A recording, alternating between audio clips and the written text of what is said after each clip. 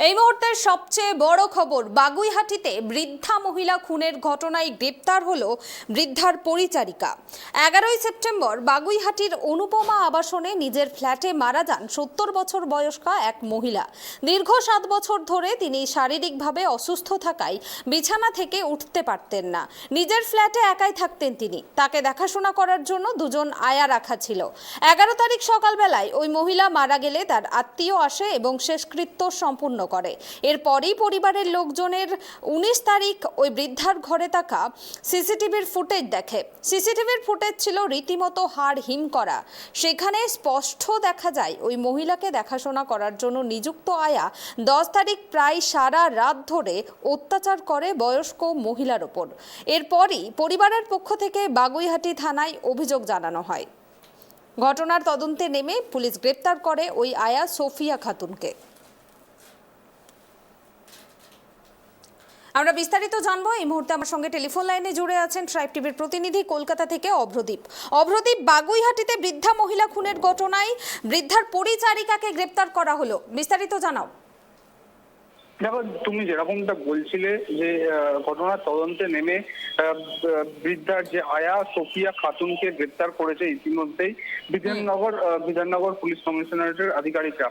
Bidhannagar police কমিশনারেটের DC Aishwarya সাগর জানাচ্ছেন যে পুলিশের জেরায় ধৃত মহিলা স্বীকার করেছেন তার ঘুমের ব্যাঘাত হওয়ার জন্যই কিন্তু তাকে মারধর করা হচ্ছিল, অর্থাৎ ওই বৃদ্ধাকে মারধর করেছিলেন ওই আয়া, যেরকমটা আমরা দেখতে পাচ্ছি সিসিটিভি ফুটেজের মাধ্যমে। পুরো ঘটনার তদন্ত কিন্তু শুরু করেছে বাগুইহাটি থানার পুলিশ। তার পাশাপাশি তোমাকে জানিয়ে রাখো যে এই ঘটনা ঘটে 11ই সেপ্টেম্বর বাগুইহাটির অনুপমা আবাসনে নিজের ফ্ল্যাটেই মারা যান 70 বছরের বয়স্কা এক মহিলা। দীর্ঘ 7 বছর ধরে তিনি শারীরিকভাবে অসুস্থ থাকার কারণে তিনি বিছানা থেকে উঠতে পারতেন না। নিজের ফ্ল্যাটে একাই থাকতেন তিনি।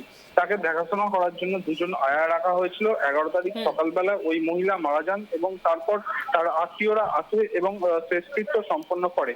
এরপর পরিবারের লোকজন 19 তারিখ ওই বৃদ্ধার ঘরে থাকা সিসিটিভি ফুটেজ দেখতে গিয়ে দেখতে পান এক হাড় হিম করা ফুটেজ, যেটা ইতিমধ্যেই সংবাদ মাধ্যমের কাছে এসে পৌঁছেছে এবং সেই ফুটেজে দেখা যাচ্ছে যে এই মহিলাকে যে আয়া দেখাশোনা করতেন সেই আয়া কিন্তু 10 তারিখ প্রায় সারা রাত ধরে অত্যাচার চালাচ্ছেন এবং কিল ঘুষি মারছেন, কিন্তু এরকমটাই দেখা যাচ্ছে সেই সিসিটিভি ফুটেজে।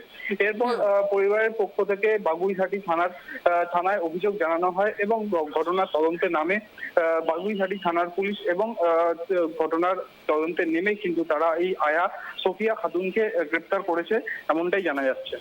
ধন্যবাদ অভ্রদীপ। আপনাদেরকে আরো একবার জানিয়ে রাখি, 11ই সেপ্টেম্বর বাগুইহাটির অনুপমা আবাসনে নিজের ফ্ল্যাটে মারা যান 70 বছর বয়স্কা এই মহিলা এবং দীর্ঘ 7 বছর ধরে তিনি শারীরিকভাবে অসুস্থ থাকায় বিছানা থেকে উঠতে পারতেন না। নিজের ফ্ল্যাটে একাই থাকতেন। তাকে দেখাশোনা করার জন্য দুজন আয়া রাখা ছিল। 11 তারিখ সকালবেলা ওই মহিলা মারা গেলে তার আত্মীয়রা আসে এবং শেষকৃত্য সম্পূর্ণ করে। এরপর পরিবারের লোকজন 19 তারিখ ওই বৃদ্ধার ঘরে থাকা সিসিটিভির ফুটেজ দেখে।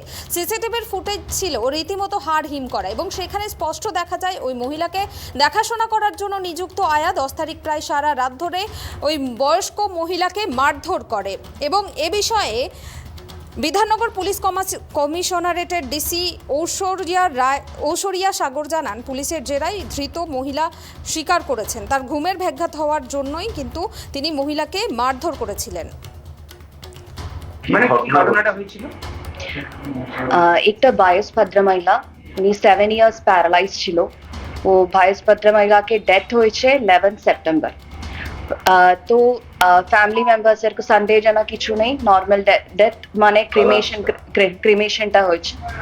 पर आफ्टर ऑन 18 सेप्टेम्बर যখন উনি ফ্যামিলি মেম্বার্স वो বাড়ি के सीसीटीवी ইমেজেসটা চেক করছেন তখন নোটিস করেছে না ও যে কেয়ারটেকার আছে, কেয়ারটেকার মানে যে আয়া ওখানে ছিল वो হেল্পের জন্য, ও আয়া वो নাইট মানে 11 সেপ্টেম্বরের early morning 12 AM onwards up till 4:30 time তাকে এই বয়স্ক মহিলাকে টর্চার করছে, স্ল্যাপিং ও মুয়ের উপর ব্ল্যাঙ্কেট ডালেছিল, তো প্রচুর টর্চার করছে।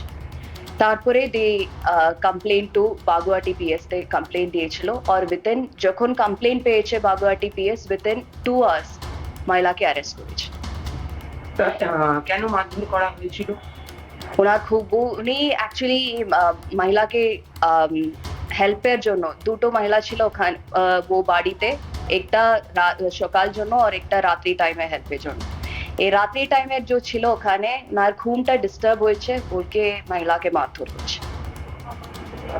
তো এই ঘটনায় মানে এবার পুলিশ কি পদক্ষেপ নেবে?